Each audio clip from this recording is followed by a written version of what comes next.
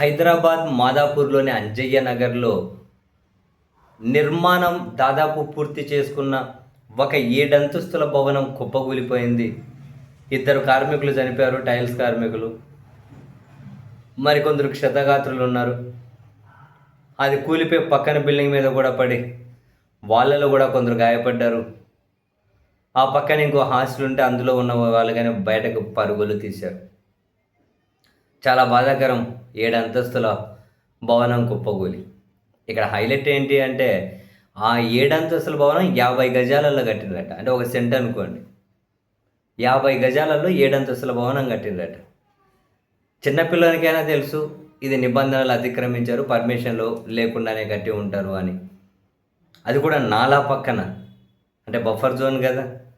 50 గజాల్లో 7 అంతస్తులు అంటే దాని స్ట్రక్చరల్ స్ట్రెంత్ ఏముంటుంది, ఫైర్ నామ్స్ ఏం ఫాలో అయి అంటారు, ఫ్లోర్ ఏరియా రేషియో కథ ఏంటి, సెట్ బ్యాక్ ఏంటి, అంటే కంప్లీట్గా ఇది నిబంధనల ఉల్లంఘన స్పష్టంగానే అర్థమవుతుంది కదా.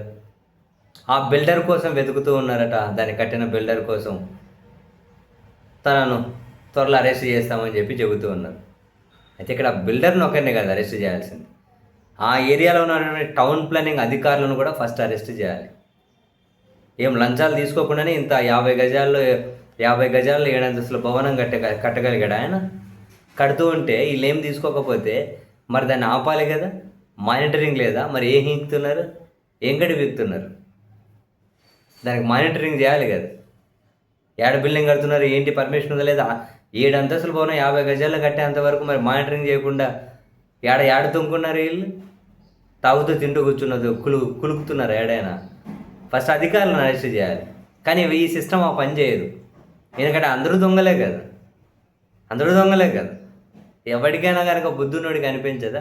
ఒక నాలా పక్కన, అంటే నేల ఎంత బలహీనంగా ఉంటుంది, ఆ నేల ఎంత బలహీనంగా ఉంటుంది నాలా పక్కన. అంటే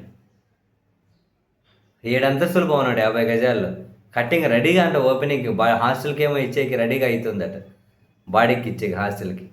అప్పటి వరకు ఆ టౌన్ ప్లానింగ్ అధికారులు ఎవడేం చూడలేదా? మరి దేనికున్నారు వాళ్ళు? ఏడైనా ఒక రేణు లైట్ కట్టడం మొదలెడితేనే వాలిపోతారు కదా. అది ఉందా, ఇది ఉందా, ఇంకేమైనా కావాల్సిన వసూలు చేసుకోవడం కోసం. ప్రాణాలు బాయ్. సాయంత్రం మిట్ట మధ్యాహ్నం కూలిపోయింది కాబట్టి ప్రాణ నష్టం తక్కువ ఉందట. సాయంత్రం అయినంటే ప్రాణ నష్టం ఊహించనంత ఉండేదట. మరి అప్పుడు ఏం చేసేవాళ్ళు? ఇప్పుడు పోయిన 2 ప్రాణాలు అంటే ప్రాణాలు కావాలి. ఇట్లాంటివి ఒకసారి రిపీట్ కాకూడదంటే అధికారుల మీద చర్యలు తీసుకోవాలి. వాళ్ళని అరెస్ట్ చేయాలి. ఫస్ట్ టౌన్ ప్లానింగ్ వాళ్ళని అరెస్ట్ చేయాలి.